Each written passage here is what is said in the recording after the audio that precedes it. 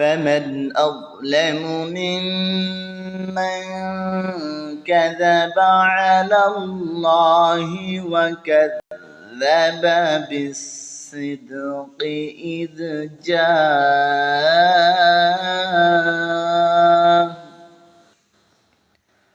أليس في جهنم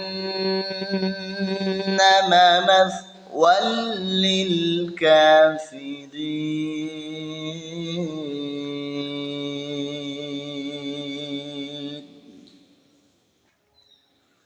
মহান রব্বুল আলামিন বলেন فمن أظلم ممن كذب على الله وكذب بالصدق যে ব্যক্তি আল্লাহর সম্বন্ধে মিথ্যা বলে এবং সত্য আসার পর তা বর্জন করে ইদ জাআ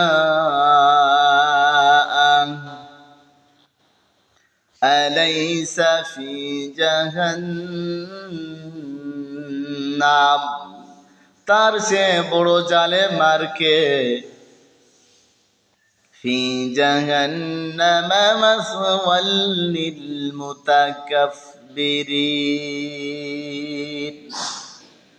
أليس في جهنم مثوى للكافرين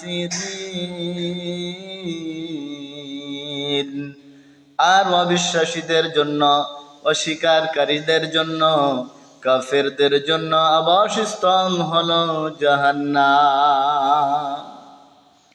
আল্লাহ পাক রব্বুল আলামিন বলেন যে ব্যক্তি আল্লাহর সম্বন্ধে মিথ্যা বলে আলাল্লাহি কাযাবা বিসসিদক এবং সত্য আসার পরে তা বর্জন করে আলাইসা ফি জাহান্নাম ওয়া কাযাবা বিসসিদক ইদ জাআ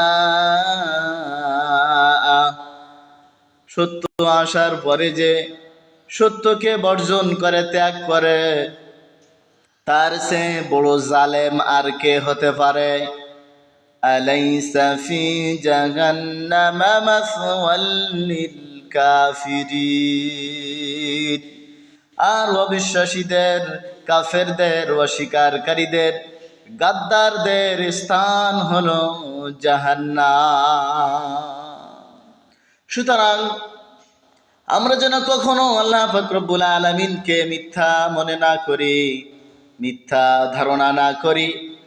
আর আমাদের কাছে যে সত্য সহ কিতাব আল্লাহ তাআলা দিয়েছেন এই কিতাবকে কখনো যেন আমরা বর্জন না করি।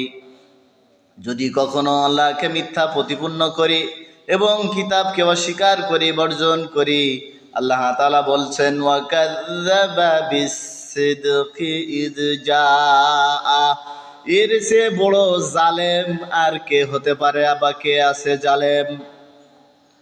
আলাইসা ফি জাহান্নাম মাসওয়াল লিল কাফিরিন এই অস্বীকারী, এই গাদ্দার, এই জালেমদের স্থান হলো জাহান্নাম।